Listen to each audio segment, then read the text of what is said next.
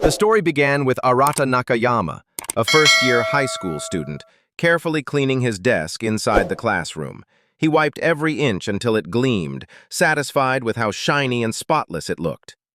But just as he admired his work, one of his classmates suddenly touched his desk on purpose. Internally, Arata was both shocked and furious. As soon as the classmate walked away, he hurriedly wiped the desk clean again.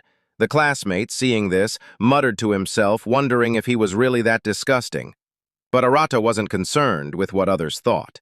He simply resumed his daily routine, maintaining his tidy sanctuary with precision and dedication. While he was peacefully reading, a pile of freshly worn clothes unexpectedly landed on top of him. Startled, Arata looked up to see a girl, his classmate, apologizing for what had happened. She explained that the clothes were clean and fresh, but Arata responded with discomfort, calling it gross. The girl, clearly offended, snapped, "Excuse you, they're girls' high school socks. That's a blessing." But in Arata's mind, it was nothing short of a biohazard. She apologized again, yet Arata could only gaze at her with deep disappointment, silently thinking she was the worst. Seeing his expression, the girl groaned, "Don't give me that look." Her name was Tamaki Nishino. Since June, she had been Arata's seatmate, and unfortunately for him, she was exactly the kind of person he wanted to avoid. In the next scene, Tamaki offered Arata a snack as an apology for earlier. However, he declined, explaining that it would dirty his hands. Curious, Tamaki asked how he expected someone to eat snacks without using their hands. Arata replied matter-of-factly that one should simply use chopsticks. She was impressed by his answer, though she rolled her eyes and said, "Fine, if you don't want them, more for me." As she happily munched on her snack, Arata grew visibly irritated at the mess she was making. He began cleaning again, prompting Tamaki to tease him by saying, "Clean freaks have it rough, huh?" Arata responded coolly, "The world is just filthy, that's all." Tamaki gave him a pointed look and accused him of acting like she was part of that filth. Arata clarified that it wasn't about changing people. He simply wanted others not to make a mess. Tamaki, looking slightly guilty, said she wouldn't eat anymore. Arata told her she didn't have to go that far, but then noticed she had already opened a new, even messier snack. Frustrated, he warned her not to chew while facing him.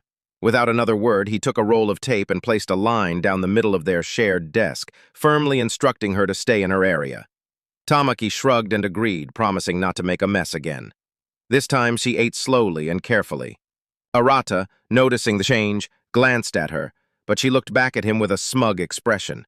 He scolded her, saying, "Don't look so smug just for doing something basic." Still, it seemed like peace had finally returned, and he thought to himself that maybe, just maybe, the day could go smoothly. But that hope was short-lived. Suddenly, there was a loud pop. A bag of chips exploded, sending pieces flying everywhere. Arata sat there in silent disappointment, regretting that he ever thought things would go well. Tamaki once again apologized, and Arata looked like he was about to explode with frustration. He sternly told her to stay on her side, then began cleaning the desk with great effort. Tamaki admired his work and commented that his desk looked even cleaner than before. Arata, still annoyed, replied that it was thanks to her. Internally, he concluded that he truly had the worst seatmate and seriously wanted to switch seats. As he was minding his own business, Arata noticed a single chip had landed on his bag. He picked it up and handed it back to her, telling her she missed one. Tamaki tried to offer it to him, but he refused. She mumbled that it would be a waste to throw it away, and before Arata could react, she leaned forward and ate the chip right out of his hand.